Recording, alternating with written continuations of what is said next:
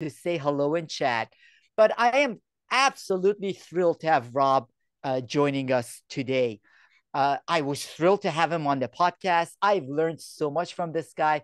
Rob Sadow is the CEO of Scoop. It's an organization that did a pivot at the beginning of the pandemic and has some of the most brilliant data on flex work. They put out on the Flex Index that Rob is going to reference. They actually came out with their latest Flex Index a couple of weeks ago. Outstanding data on the state of work. So I asked Rob before we ask him questions, and I welcome your questions as well, for Rob to share some of the data points that I find the CEOs that I interact with and I have conversations with are shocked when I tell them some of the data that Rob is gathering. And Rob, if you don't mind, also telling people a tiny bit about Scoop and the scope of the data that you guys gather before then sharing a couple of data points so we can ask you about the future of work and the impact this has on our organizations and on the region as well. Sure, sounds great. Thank you so much for having me, and thanks everybody for joining. As mentioned, we produce something called the Flex Index. Flex Index has become the largest data set globally on how companies are specifically approaching, in an individual way, hybrid and remote work. And the data set, to give you a sense of the scale, covers approaching 10,000 companies. Those companies have more than 75,000 offices. They employ more than 100 million people globally. So it gives us really good data to be able to understand where we are today. How are those trends evolving over time? We can look at it at the country level, at the industry level, by company size, by geography. And so we do a lot of research and try to help bring data to what sometimes can feel a bit like a religious debate, when it comes to the current trends in flexible work and where we're headed. We also do one other thing. We have a benchmark product. And so for companies that are looking to benchmark not only their policy, but what they're seeing in their workplace in terms of daily attendance, peak attendance, how much space they have relative to peers, you can do that as well through Flex Index. So what I'll do is I'll share my screen, and I'm just going to show you a few charts from our latest report. We put out, hopefully everybody can see this. Yeah. It's pulling up. It's going to take about a minute to show. Okay. Now are we good? No, it's not. It's not showing. It's not showing. Okay. Oh, you see it? Okay, great. If you folks are saying, okay, they can see it. Okay, perfect. Okay. All right. So these are a couple of charts, and I'll talk through in a second. We put out a quarterly report that we just put out in May, and this is specifically focused on US data, and every country is a little bit different, but I think for this audience, hopefully US data should be valuable. What we looked at here is a couple of things. One is, what is the percentage of companies across the US on an industry-weighted basis that offer some degree of work location flexibility, meaning they are either hybrid or fully remote, versus the percentage of companies that are full-time in office.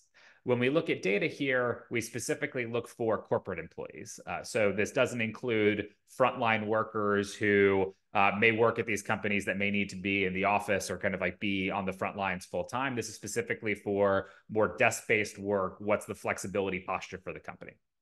In looking at this in our last report, so in May, about 69% of companies across the US offer work location flexibility for corporate employees. 31% are full-time in office. What's perhaps most interesting about that is this chart on the bottom here is, how is this trended quarter by quarter over time? We started collecting this data and looking at it in the beginning of 2023. We put out our first big quarterly report in February 2023. At that time, if you look at this column to the left here, it was about 50-50 in the US. So specifically, 49% of companies had full-time in office as a policy, and the other 51% offered work location flexibility. Each quarter since then, we've actually seen those lines diverge, and that's led to what now is a kind of 18 points further movement toward work location flex. So from 51 to 69 versus full-time in office has dropped from 49 to 31. I think a lot of time people say this, they say, oh, well, but in the headlines, I see, such and such company has gone back to full-time in office. And I think that very commonly gets covered in media because there's a lot of interest in that topic. Employees are curious what companies are doing, and executives are trying to benchmark what they're seeing against others. But when you look at this across big scale, so thousands and thousands of companies, what's happening, we're actually seeing more and more companies establish a policy of hybrid work. And that's picked up the most share, so to speak, over the last 5 quarters or so. Rob, before you go on, I do want to throw out a couple of things because this one chart has been the biggest shocker with when I've shown it to CEOs and some policymakers, in that many were hoping that the future would be more in person and less flexible, less hybrid work. And this is also going to impact the future commercial real estate needs as organizations' leases come up. So I do want to highlight those two things as you go on. We can come back to those questions later. But this is very different than the impression vast majority of people I talk to. I don't know if the folks who are attending the recording relate to this or not. This is very different than what most people perceive. They perceive that there is more in-person work, while in reality, what the data is showing is that there is more flex work. So I wanted to highlight those things before then we circle back to the implications of this to organizations, commercial real estate, and downtowns. I think it's a great point. We can spend a lot of time talking about that too. I think one of the interesting things that's evolved here is quite often in the media or in public discourse, there's a term, RTO, or return to office, that's used. And I think for the layperson who, doesn't spend all of their waking hours like me digging into this data and trying to understand, what's happening in terms of trends, people think about return to office as a somewhat binary concept. Like companies were fully remote, and then return to office means they're going back to full-time in office. But at the vast majority of companies, return to office means return to 2 days a week in office or 3 days a week in office. It's still a big deal because employees generally want more flexibility, and companies generally would like to see people together in the office more often. But even return to office in practice means return to part of the time in the office. And sometimes I think that gets lost in translation in the simplification of what's happening more broadly across the US. So I'll move on. I'll show a couple other things quickly that I think maybe would be helpful. So on this next page, this is a more detailed breakdown of what's happening across the US. And before I get into the data itself, I'll get in just a little bit to terminology because I think it's helpful to kind of have familiar words that we can use to talk about what these different models are. We already talked about full-time in office, and full-time in office effectively is just that. It means that corporate employees are supposed to work 5 days a week or more in the office. On the flip side of full-time in office is something that we call fully flexible. Fully flexible is the combination of two groups. One is companies that are fully remote, meaning they don't have offices at all. So no office holdings, no offices leased, and everyone works remotely. Or companies that are employees' choice, which means that the company does have offices, but employees aren't required to go into them. They can go into them if they want, or they can choose not to go into them at all. That's about, if you look at the chart, about a third of companies in the US are fully flexible, but most of that group is the employee's choice, where companies have offices and it's just not required to go in, versus companies that don't have offices at all. On the flip side, as we talked about, 31% of companies are full-time in office. The remainder are what we call structured hybrid. Structured hybrid means that the company sets a specific expectation on how much time is spent in office. It's not full-time, but they set a specific expectation on how much time is spent in office. The most common model there is minimum days a week, where the company says, I want everybody in 2 days or 3 days, for example. Other models could be specific days. So I want everyone in on Wednesday and Thursday. A minimum percentage of time. I want everybody in at least 25% of the time. Or minimum and specific days, which is I want everyone in the office at least 3 days, and one of those days has to be Tuesday, is an example of that. Structured hybrid represents about 37% of firms across the US.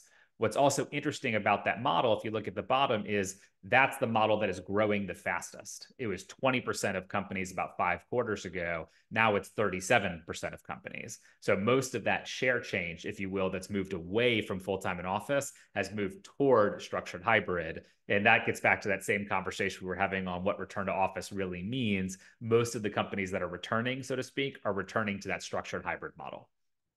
Oh, Rob, any understanding of why that is? If at some point the CEO or whoever had said everyone's coming back to office, why are they now shifting to what at least many CEOs who grew up in a different era see lots of value with people being in person?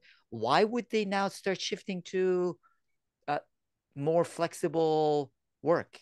I think it's a combination of a couple of things. In some ways, quite often when I get asked about this, I describe it as a truce, for lack of better terminology, right? So we talked about it a little bit that, to your point, most company executives at established companies grew up in an environment where they were in the office full time. Just because 5+ years ago there weren't that many companies that were, fully remote or hybrid in practice. One of the interesting things, by the way, you can do if you find this worth doing on your own time is go to Google News and Google hybrid and set the time range as pre-2020. There are no results. Like hybrid work as a concept, like basically it wasn't even termed that or used really at that point in time, because de facto there was no concept of a flexible work policy in this regard. Almost all companies were expected you to work in the office, with some exceptions. And so executives grew up often in that environment, and they associate their own development as a leader and success of their companies with being shoulder to shoulder in the office with other folks. And so you're right, there is a piece of what sometimes gets referred to as executive nostalgia, right? Which is like a desire to bring that idea back and that experience around the office. At the same time, the experience for a lot of employees during the pandemic, while the pandemic wasn't a great experience, working remotely was by and large successful for most companies. I think companies found that they were able to transition relatively smoothly. There weren't huge technological challenges for most organizations. They were able to still produce, and employees feel like they were relatively successful as employees during that time period. And so as a result, you have a little bit of this push and pull, to your point. And employees would like less time, employers would like more time. Where that's effectively netted out, and we'll look at the data in a second, is about half the time spent in the office, half the time in, half the time out. I also personally believe that if you can get that right, there's a lot of advantage to that model where you get to spend part of your time in the office collaborating, building relationships, getting exposure to senior people, brainstorming, but also have time out of the office on a weekly basis for more heads down work where you don't have to commute and you can balance with other things. And so I think that model is kind of like a best of both worlds if you can get it right. But I don't know if anybody is perfectly happy with it, to your point. I think everybody would kind of pull it slightly a different direction if they could. Now, before moving on from this chart, I would like to understand employees' choice better as well. In that, I don't know of organizations that I work with that are employees' choice. Are they particularly in certain industries, regions, and how does that work? Help us understand employees' choice a little bit better. Yeah, sure. I'll give you some examples of big companies that effectively are employees' choice to give you a sense. Microsoft is employees' choice, where basically employees can opt in to how much time they want to spend in the office, and basically it's their discretion in terms of like what that looks like in practice. Allstate is employees' choice, where company employees can basically choose whether they want to be hybrid or fully remote, and there isn't required office time around it. Companies like Target do this at the team level, where basically teams can kind of decide what they want to do in terms of how much time they spend in the office. And so think about this as organizations that are not saying top down, so like at the board level or executive team level, everyone in the company must do X. They are giving increasing decentralization and kind of like distributed authority on how this gets done, all the way down to the employee level or the team level in some cases. It's common across a bunch of different industries. You see it in tech, you'll see it in insurance, you see it in financial services, you'll see it in other types of organizations. It is much more common at smaller companies than it is at larger companies. So this fully flexible model broadly, and we can look at it in a second, for companies that have 500 employees or less, the majority of those companies actually are either fully remote or employees' choice, which kind of makes sense because they're they're generally less profitable at that point. Real estate costs are expensive. They want to be able to attract talent, but maybe can't pay the same level to do that. And so having a little bit more flexibility to attract talent works. The bigger the company gets, the more common structured hybrid becomes. And it starts to move to even 60 or 70+% of companies when you get into companies in the tens of thousands of employees. One point about that you made in our podcast conversation, Rob, I've gotten emails on it, and some of the CEOs, I've had them listen to the conversation, have commented on, is you mentioned that if we project forward 5, 10 years from now, it's some of those smaller organizations that are going to be growing. And therefore, those practices will become practices of the larger organizations as well. So it's not that the smaller organizations of today will always stay small and the larger organizations of today will always stay large. So that by itself indicates where some of the future of work is headed. Totally. To me, it's a fascinating topic, and I'll describe it in two ways. One, to your point, is one of the most interesting questions about flexible work broadly is what happens to the small companies when they get bigger. And I'll pull the chart up just so everyone can see exactly what we're talking about, because I think that might be helpful a little bit. So this is flexibility by company size. So this is broken into companies with less than 500 employees, 500 to 5,000, 5,000 to 25,000, 25,000 plus. And you can see the model, fully flexible versus structured hybrid versus full-time in office. Very clear that as soon as you get above 500 employees, the percentage of firms that are fully flexible starts to drop precipitously. And as you get to the largest companies, they're mostly structured hybrid. Interestingly enough, the larger companies also do less full-time in office than the mid-sized companies, which I think probably is something that would surprise a lot of folks in practice. So question number one that has a huge influence on the future of like what flexible work looks like is, what happens to this less than 500 employee group when they grow up? One of two things could happen. Either those companies can say, hey, look, there's a lot of value in the structure that these bigger companies do. As our teams get larger and cross-functional work becomes more complicated, we're going to move into a structured hybrid model. And maybe that happens because they start to hire executives out of those bigger companies, or they find the need internally. That would lead to a much more structured hybrid future in practice in terms of how companies approach work. The other is these companies were born fully flexible, and they've built all of their practices and leadership style and the way that they communicate all around a world where people are hired all over the place and they're fully flexible. And therefore, they figure out that they don't need to become structured hybrid as they get larger, and that flexibility scales. If that's the case, you're ending up in a much more fully flexible future, potentially, as those companies get bigger. I think it's too early to say. I don't know exactly what's going to happen there, but that's one of the most interesting questions to me. The other piece of it, to the point you raised before, is, and I don't have the chart here, unfortunately, but I can voice it over. One of the things we like to do is look at what is the percentage of firms that offer work location flexibility cohorted by what year the company was started. So we'll look at companies that were started 1980 or prior, what percentage offer work location flexibility versus 1980, 1990, 1990, 2000. One of the interesting things that emerges when you look at that is companies that were founded 2011 or beyond, 90% of them offer work location flexibility. And if you think about it, that's in context of across the US, we were looking and say, okay, well, it's more like 69% of companies across the US offer work location flex. So why is that important?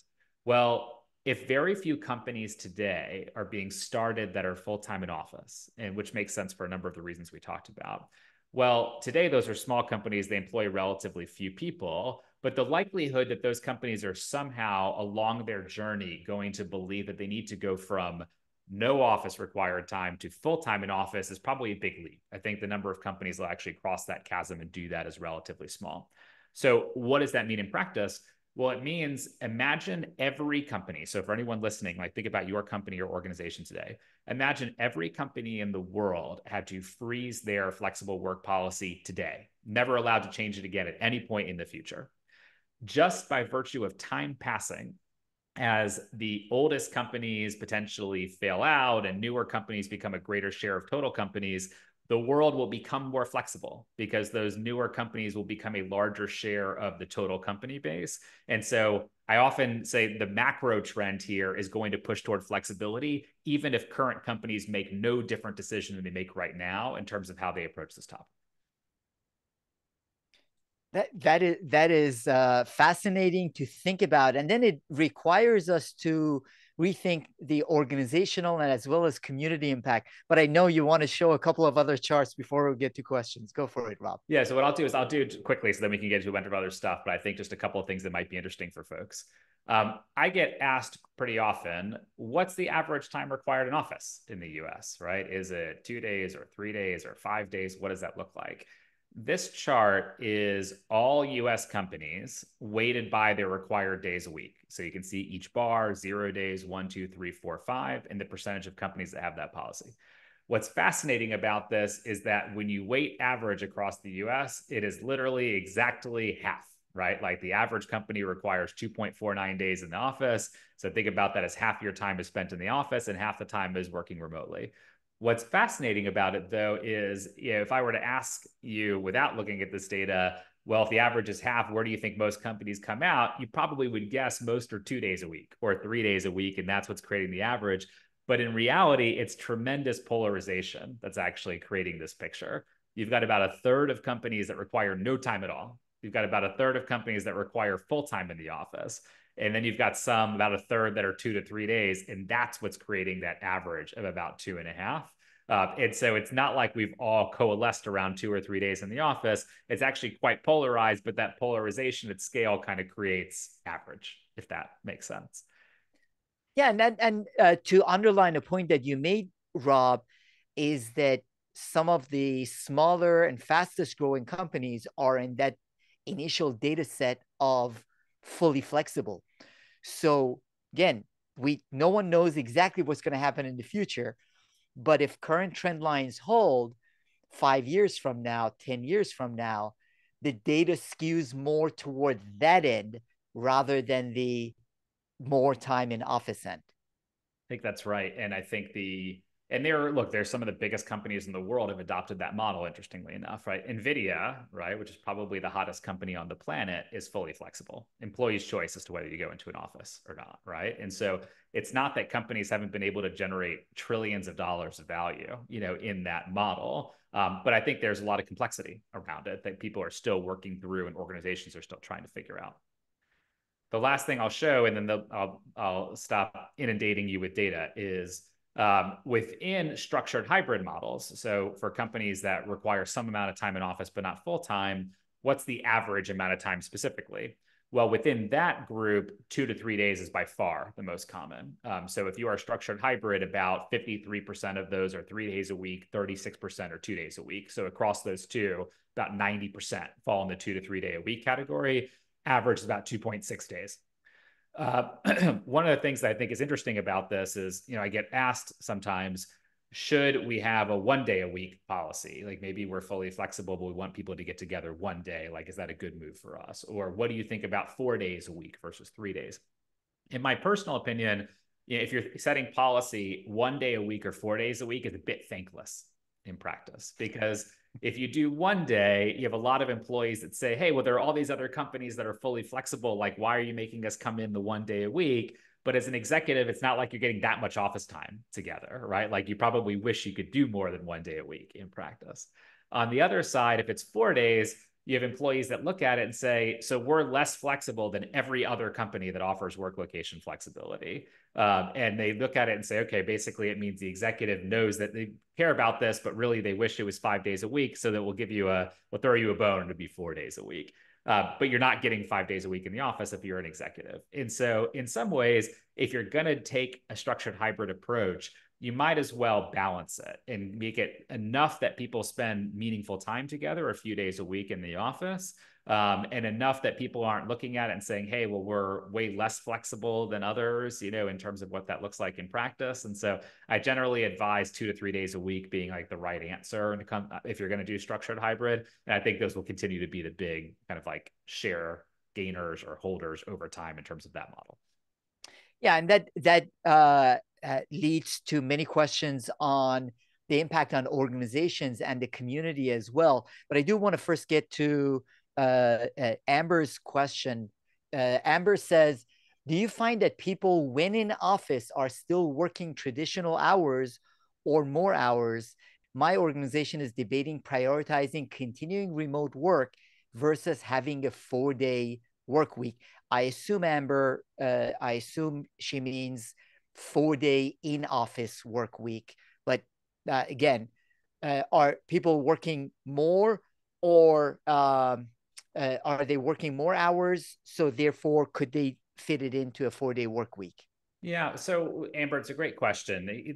This is my personal take, and others may disagree. But what I found most is that people, when in the office, are still working some traditional hours, but actually it starts to get shaved pretty meaningfully on the edges. And so, even on required office days, people might come in at 10 o'clock or 11 o'clock to avoid the commute, or they might leave at 3 o'clock. And one of the things I joke about a lot, but I think is true, is employees are infinitely clever. If you like require them to do something that they don't really want to do, they will find good ways to kind of like squeeze their way out of that. And so you start to get into questions around, well, what does it really mean to come into the office? If I just badge in and I'm there for 30 minutes, does that count? And employers would have to have more and more complex systems to be able to kind of like figure out and measure that stuff. And so I think companies by and large have not focused on the number of hours that people spend in the office. They try and set the line. They're like, hey, look, I want you to come in. Even if you come in for a couple of hours and you have lunch or a couple of meetings, it's better than you not coming in terms of collaborating and meeting others. And that's kind of been as far as I've seen it, at least in the vast majority of structured hybrid firms. To your question about the 4-day work week, uh, I think in some ways, and again, this is my personal opinion, but I think the 4-day work week in some ways is oppositional to the flexibility that we talk about in hybrid and more remote work. And the reason why I say that, I'll use myself personally as example, is I have two kids, one's almost 3, one's 8 months. I find that working when I work remotely, that gives me opportunity to come offline sometimes when I need to. I might actually work much later in the evening sometimes because it enables me to be able to be off, around 5:30 or 5 to be able to be with kids and do bedtime and dinner, and I'll hop back on. There are some days where I might actually call it a little bit earlier on a Friday, but I'll pick back up on a Sunday morning to get myself ready for the week. I like having that flexibility. And I think that's kind of like inherent in flexible work models, is more of an orientation around you're responsible for getting the work done, not you're responsible for just showing up. Part of the challenge, I think, with the 4-day work week is almost by definition, you're compressing the amount of time where you need people to work and like kind of like where you want them to work. I think that's harder for people who need that flexibility for family reasons. It's harder, I think, in some ways in terms of being able to balance your hours relative to other obligations that happen on a day-to-day basis. And so, well, I think everybody is enamored with the idea of like, well, wouldn't it be great to make the same amount of money and work 4 days a week instead of 5 days a week for the 4-day work week purpose? I think in reality, having the flexibility to choose your hours a little bit, within a more hybrid or remote setting, to me is a more attractive model, for more folks potentially than 4 days in practice. And to do that well, Rob, and would love to get your thoughts about it, because you mentioned there are times during the day you might need to take time out, whether for kids or sometimes people say to walk their dogs or do whatever they want to do. But then there are results that you also have to produce. One of the challenges that I see in some of the organizations that I've worked with is there isn't an outcome orientation for the roles, whether managers or the executives or people in the organization.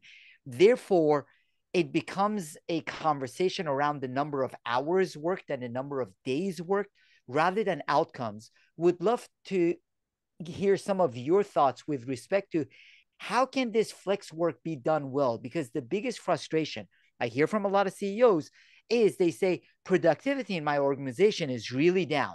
So they come up with excuses of the water cooler, as if everyone used to hang out by the water cooler pre-pandemic. But they say productivity is down. So what should I do? Because people are, shopping in the middle of the day, or they're walking their dog or whatever else. So how do you see organizations address that issue? I think productivity, first of all, is just an incredibly complex topic, and every CEO knows this intrinsically. Which is productivity means something different industry by industry. So financial services versus tech, for example, different things. It means something different if you're an executive versus an individual contributor. It means something different if you're in sales versus marketing versus finance. And so the umbrella, I think productivity is down, quote unquote, is a really hard concept in practice.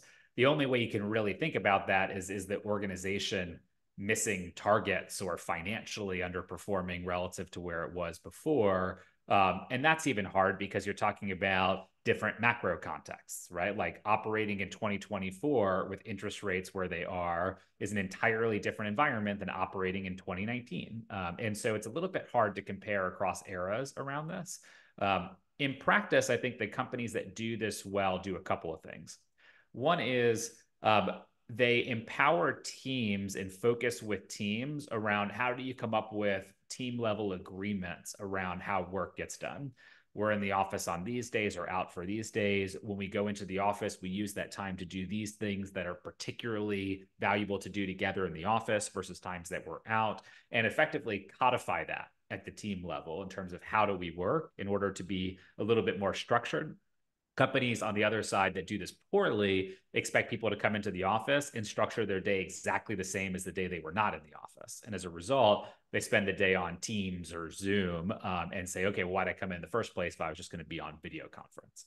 The other thing I think that companies that do a really good job at this do is they recognize that most managers are fundamentally not equipped historically from a training perspective to think about what it means to manage distributed teams and manage toward outcomes. For lack of maybe for trying or lack of focus on this prior, there were a lot of people as managers who used to just orient toward if I can see people in the office and I know they're at their computer, then it's likely that they are working. And therefore, like, I know that they're doing a good job. And if I see them later at night or early in the morning, they must really be working and doing a great job. Right. For myself included, but I would challenge anybody to say, hey, look, have you been productive every day you've gone into the office, or are there days where you feel like you're just staring at the screen? They say it's like reading a book where you read the same page 12 times in a row and you realize that like this is not a good time to be reading. It's not working for you in that way. And that happens in the office just the way it happens at home. And so for managers to be good at this, they have to learn a different skill set around management, which is how do we set goals? Are our team's goals in the context of our organization goals really clear? How do I think about using team meetings and one-on-ones to check in on progress? How do I have hard conversations remotely when I need to around performance and how that's evolving? And I think that scares a lot of people because the CEO says, okay, we've got dozens or hundreds or thousands of managers. Like, how do I train at that at scale? And the answer is you just have to. Like that you have to invest in the programs and the educational content and the forums to be able to figure that out. For CEOs who say, well, that sounds hard, maybe I should do full-time in office, you should realize that, to our conversation we were having earlier, all of the companies that are growing up today do that inherently. Like they know no other way versus to figure out how to manage remotely and to manage toward outcomes, et cetera. And so this will become more common, and it will become more common as people just grow up with that as a practice and as companies invest more in training to be able to support that type of leadership style and engagement around productivity and delivery. Yeah, that a great points both in terms of the need for the managers to be capable to manage in this new environment. It's not just taking the same management skills as before and doing it well in this hybrid or flexible work environment. In addition to that, would love to get a couple of your thoughts on this, Rob, is that some of the tools that are used for asynchronous communication, other things, also support hybrid as opposed to, or flex work, as opposed to what many organizations are doing. So one is the management capability, one is tools, systems, approaches. What have you seen works in that regard? Yeah, I think it's a great point. In some ways, I'll start with the thought process around it and then get into the tools. The companies that are doing this best and are succeeding in hybrid environments, think about it not like a policy, but like an operating system. You put it a different way, it is not like Moses comes down from the mountain with the 10 commandments and is like, we are now 3 days a week in the office. And everyone's like, okay, great. Now we can operate 3 days a week, just like we did before, just 3 days. It just doesn't work like that in practice. You have to think about it a level deeper or several levels deeper, which is, okay, we set a policy. First of all, that policy should be based in employee sentiment around what the office is for and how we get together, and executive sentiment on how we want to get together. That then leads to what types of activities do we do in the office that make sense to do together versus activities that make sense to do remotely. it changes the way we communicate. And one of the things that hybrid organizations that are doing this well, they actually learn not from full-time in office companies, they learn from fully remote companies. And if you were fully remote, one of the things that's become best practice over time is tremendous focus on documentation. Where do I go to get information? Not who do I go to get information? Because in a full-time in office setting, you can tap someone on the shoulder and they'll say, oh, go talk to so-and-so.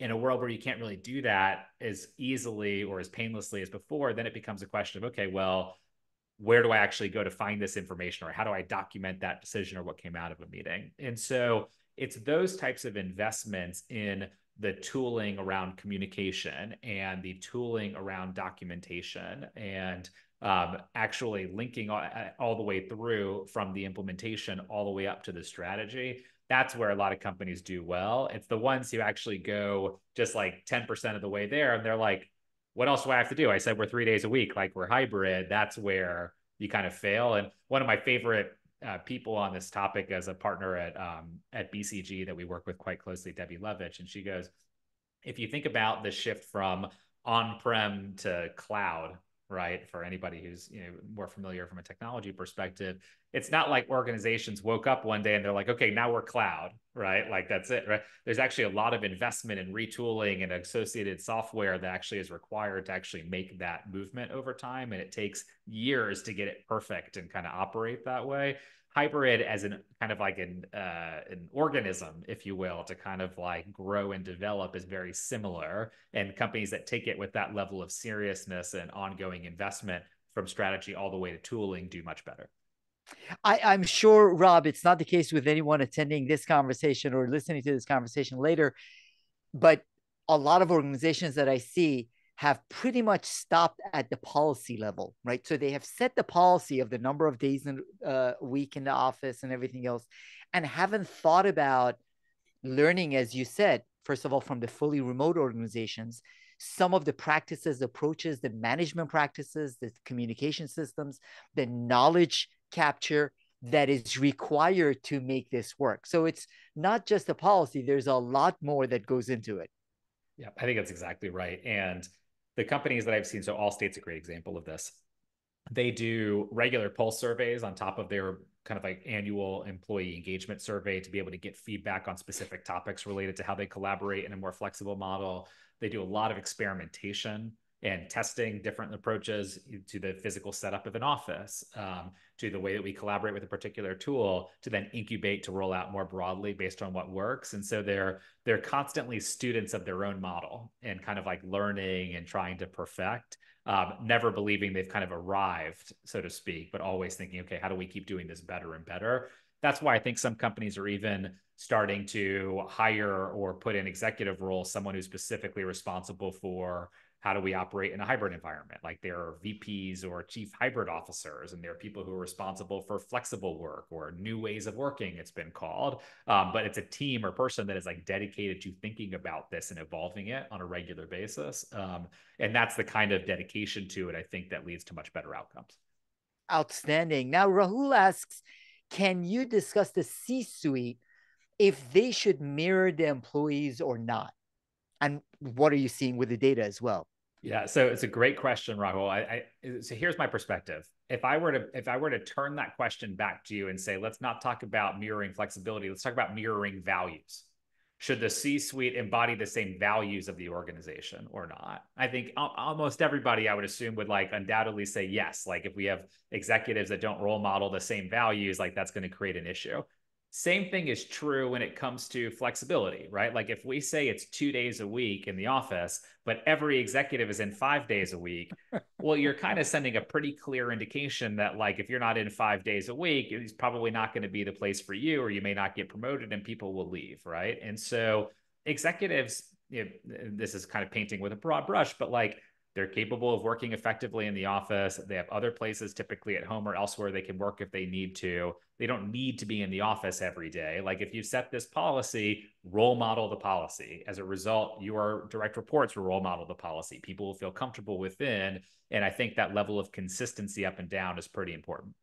The other mistake or kind of failure mode, I would say, is allowing executives on an individual basis to decide kind of like, how they're going to apply policy. And the example would be like, okay, we don't have a company policy, but this org is 2 days and this org is 4 days and this org has no requirement, because then you end up with hey, we don't feel like one company anymore. And employees in one part of the organization say, hey, how come that group gets to do it differently? And if the answer is purely because the whim of that executive is to do it differently, then that's a painful situation to be in. And so what I often tell companies is, don't be thoughtful and intentional around the way you set policy. But once you set it, make it the policy and make it that everyone, abides by the policy in the right way and kind of buys into it. If it's not for you, then you can leave and find a different organization. And then the company can hire other people that buy into it, but not putting a stake in the ground and being consistent in application. That kind of that's a problem for everybody, top to bottom. And it creates kind of like weakness around the culture, I think, over time. Somewhat related to that, Rob, I was having a conversation with the CEO who was mentioning that the senior executives are willing to come in every day of the week. So they hadn't heard or taken your advice. And he was mentioning that the more junior staff, new hires want to be in, want to learn, want to engage with others. Our problem, the way he was putting it, is the middle managers. They're the ones with the families that don't want to come in, and they're the ones that the junior staff needs to learn from, whether in onboarding or the ones who would serve as mentors, so on and so forth. What are your thoughts with respect to both that onboarding and the stages of life that people go through, where in a lot of cases, the people in the middle tier of organizations are the ones with the families who are most resistant or least likely to want to spend as much time in the office? I think this is why structured hybrid models are becoming more popular, to be candid.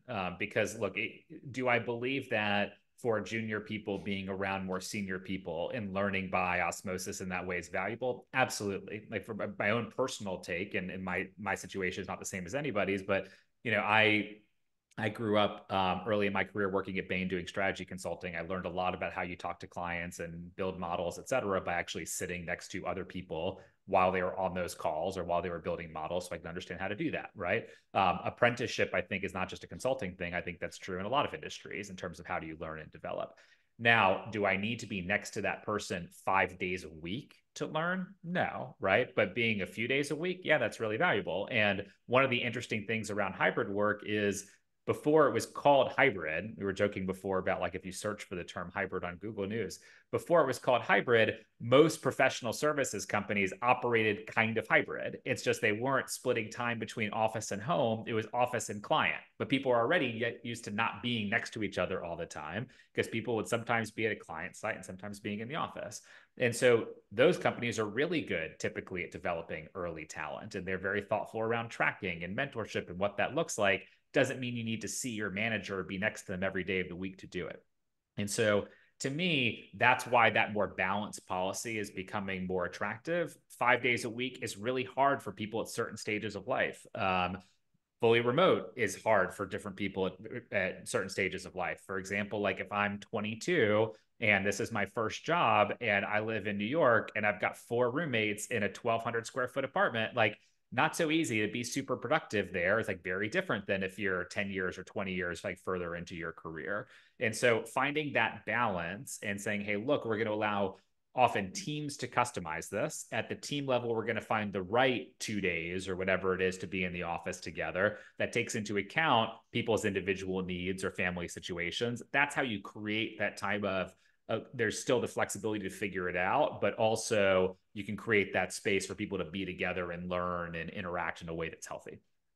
That's a great thoughts for us to keep in mind. As again, I see a lot of executives struggling with that, Rob. Happy to take other questions from the group on the organizational impacts as well. But as I mentioned to you, in Leadership Greater Washington, we are also very concerned about the community. And in DC, we do have a part of downtown, which is very office driven.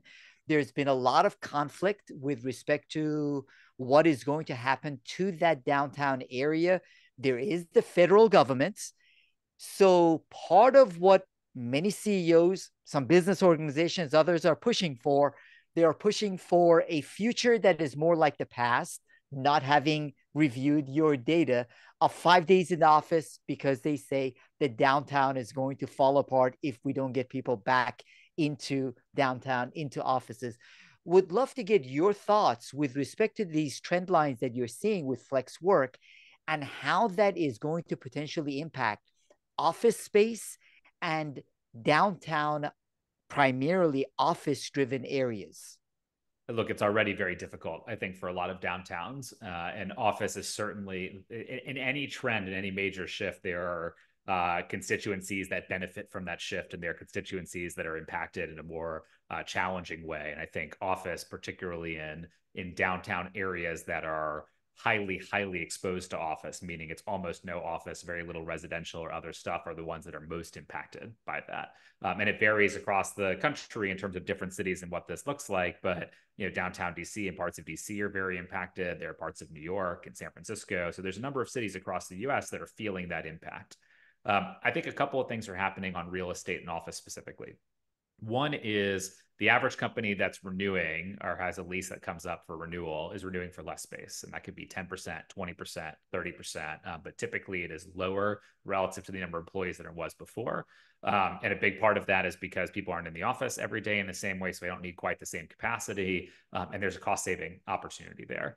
And like it or not, if you're a policymaker, one of the things that's important to understand is in every single boardroom over the next couple of years, there is going to be a conversation on how much are we spending on real estate and what kind of usage are we seeing relative to peers and what makes sense for us. And so this spend category, if you will, within corporate is going to get a harsher spotlight than it used to prior. And companies will continue to face those decisions as leases come up. The other things that are happening around office that are important to understand is we're roughly 4 years and a quarter, if you will, from when the pandemic really started to impact the United States. Leases traditionally for corporates are long, could be 7 to 10 years. In some segments, they're 10 plus years, depending on the size of the space or the industry. And so we're 4 and change years into what is likely going to be a 7 to 10 year cycle of renewals, which means that in practice, half of the leases that were signed pre-pandemic haven't come up for renewal yet. And there's probably a bunch of companies that signed leases in 2021 and 2022 in which they could have that back and make that decision differently. And those things are going to come up for renewal in 2030 or beyond. And so you're going to have continued pressure downward on office space just as these lease renewals roll off, even though it feels like we've been in the post-pandemic for a long time. From a real estate perspective, we really haven't. And that's having an impact as well. And then the third piece is that because this area is so fast moving, corporates are hesitant to sign long leases. Right? I'd much rather sign a shorter lease, even if it costs me a little bit more money, so I have more flexibility. So I'm not signed up for something where I realize then we change a policy and I've got this lease that's on my books that I can't do anything about. And so lease length pressure is going to be down on lease term, if you will. And at the same time, companies are starting to plug some of those gaps with flex space and saying, hey, look, can I get flexible space or co-working space for a period while I really suss out demand for an office and how we're going to use an office in this area and then invest in an office on a more ongoing basis. All of those things point to turbulence in the office markets for downtown. And I don't think there's anything that policy is going to be able to do that's going to change the fact that employees don't want to be in the office 5 days a week, and companies are seeing cost opportunity and rationalizing around office when it terms of traditionally for most companies, real estate is generally the second biggest expense line item, right behind human capital, right on the when you think about your books. So I think that's kind of like the state of the world that we're in today, and we're going to continue to be in. The cities I think that are doing the best with this are the ones who are saying, hey, look, we recognize that this is the future that's coming. Let's go figure out how do we start to invest to change the dynamic on the ground. And ways that cities or metros are starting to do this are, one, thinking about how do you leverage tax incentives to convert office to residential for the types of buildings where that can be done, so that you start being a little bit less office exposed in certain areas and a little bit more residential oriented. The other is relaxing some of the regulatory steps or kind of like the timelines in terms of being able to build new residential. That's been a big thing in San Francisco and the Bay Area to try and say, hey, look, how do we get more of this built faster to try and rebalance? thinking about how do you bring entertainment in or kind of like other types of activities into office areas that drive more traffic. It's going to take time. And I think it's not a 1 year, 2 year challenge. I think it's going to be a 5, 10, 15-year challenge for some cities. But that's kind of like the journey we're on. I think the earlier we get started on it, the better off it is. And the more the government can invest to support it, I think the faster it'll move. It is a journey we are on, Rob. And one of the reasons I appreciate you, Scoop, and the Flex Index that you put out is that we can lead our organizations and in the community with the data rather than with sentiments. A lot of executives, a lot of policymakers that I interact with are just going by sheer sentiments of what they wish for, what they hope for, rather than what the data indicates, requiring them to rethink how they lead in their organizations, how they manage in their organizations, the structures that are needed, and what we need to do in the community. So I really appreciate your thoughts. We barely touched the surface of some of the data. You put the link in there. There lots of great resources. The Flex Index. Where can the LGW folks find the report, read it? It's free to access. I would encourage everyone to go through it. Lots of outstanding data. Yeah, absolutely. Well, thank you for having me. I hope this was helpful to everyone. A couple of things I would point you to if it's useful to find more information. I'll put both of the links now in the chat as well, plus we can send them afterward. So the link that I just put in is our most recent report. You can access our quarterly report for May 2024, has a bunch of data and statistics on how things have trended over time. We also on our site, so flex.scoopforwork.com, have all of our historical reports. So you can find all the information there. For companies that are looking more to start to optimize around office and real estate, we were talking about, as I mentioned, we have a benchmark product to enable better discussion internally around how much office space do we need based on the data trends that we're seeing and how much space should we have relative to other companies that require a similar kind of like amount of time in office. I put in the link as well to a benchmark product where you can start to get better data to inform those types of decisions as well. Because that is also going to change. We didn't get a chance to talk as much about that. The fact that if you are going to have people in the office 2 to 3 days a week, then at those board conversations, there will be a conversation about how can we rethink the office space for 2 to 3 days a week rather than all the office space we're taking. So lots of great insights. Really appreciate you, Rob. Appreciate you all joining. Thank you so much, Rahul, everyone else, and look forward. Jasmine will share these links along with the recording. Really appreciate everyone. Thank you so much, Rob. Really enjoyed the conversation. It's my pleasure. Thanks for having me, and I hope it was valuable to everyone. Wonderful. Thank you all. Thank you, everyone.